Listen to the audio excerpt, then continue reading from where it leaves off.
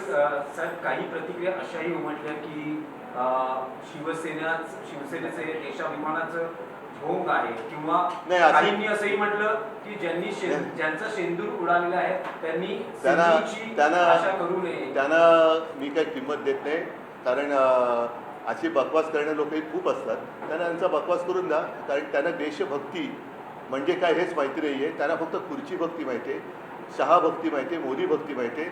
त्यांनी देश वगैरे हा तर शब्दही उच्चारू नये. एकदम मी तर म्हणेन फडतूस माणसं आहेत. कोण मला माहिती नाही, पण कोणी असले तरी ते फडतूस आहे.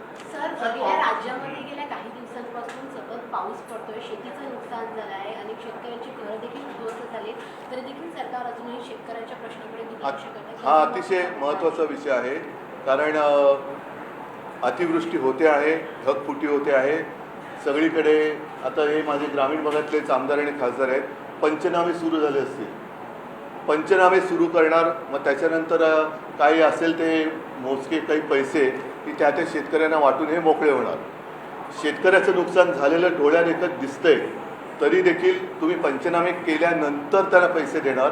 माझं तर म्हणणं असं होतं की या सरकारने पंचनामे जरूर करावेत, करायलाच पाहिजेत. पंचनामे करून नुकसान भरपाई द्यायला पाहिजे, पण तातडीने सरसकट एक काहीतरी किंमत, काहीतरी रक्कम ही शेतकऱ्यांना द्यायला काय हरकत होती. याचं कारण असं की देवाभाऊ ह्या नावाने तुम्ही करोडो रुपयांची जाहिरात करताय, करोडो. त्याचा पंचनामा कोण करणार की पैसे आले कुठून, पैसे दिले कोणी, कशासाठी जाहिरात केली. छत्रपती शिवाजी महाराजांना हार किंवा त्यांच्या चरणी फुलं वाहताना जाहिरात करायची, ती करोडो रुपये म्हणजे किती कोटी असतील. अजूनही त्याचे होर्डिंग्ज आहेत, तुमच्या सगळ्या चॅनलवरती त्या जाहिराती होत्या. सगळ्या वृत्तपत्रात सामना सोडून, म्हणजे ही काय माझी पोटदुखी नाही, पण जाहिराती होत्या. हे करोडो रुपये तुम्ही एका दिवसासाठी आणि एका माणसासाठी जर का उधळत असाल, तर ते करोडो रुपये माझ्या शेतकऱ्यांना तुम्ही एक प्राथमिक मदत म्हणून दिली असती तर काय झालं असतं, काय बिघडलं असतं. म्हणजे तुमच्याकडे पैसे आहेत, कर्ज काढून तुम्ही दिवाळी साजरी करताय म्हणते, ते मी हे म्हणतोय की काय गरज काय होती त्या जाहिरातीची.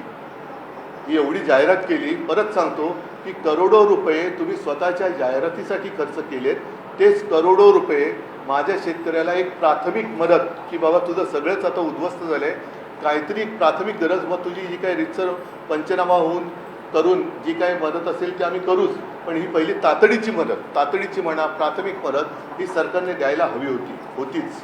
उद्धवजी, तुम्ही देवाभाऊ जाहिरातीचा उल्लेख केला, तर काल शरद पवार त्यांच्या पक्षाच्या कार्यक्रमात असं म्हणाले की देवाभाऊ देशाच्या लगत जे काही घडतंय, विशेषतः नेपाळमध्ये जे झालंय, राज्यकर्त्यांना तिकडच्या घालून दिलं जनतेनं, तर ह्या घटनांमधून काही शहाणपण शिकायचं. सगळ्यांनीच तो शहाणपण शिकण्याची गरज आहे.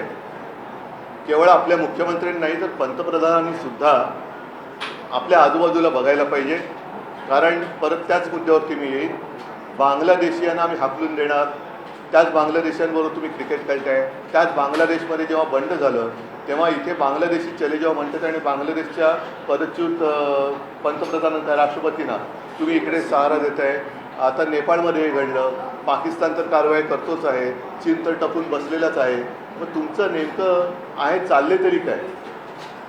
कारण सर्वसामान्य माणूस हा शेवटी क्रांती करत असतो, नेते नाही करत, सर्वसामान्य माणूस करतोय. त्याच्यामुळे हे जे काही धडे आहेत, पुढच्याच हेच मागचा शहाणा ही आपल्याकडे म्हण आहे, या सगळ्या राज्यकर्त्यांनी लक्षात घ्यायला. आता isakal.com आहे देशातील नंबर 1 ची मराठी न्यूज वेबसाईट. प्रत्येक अपडेटसाठी isakal.com ला नक्की भेट द्या.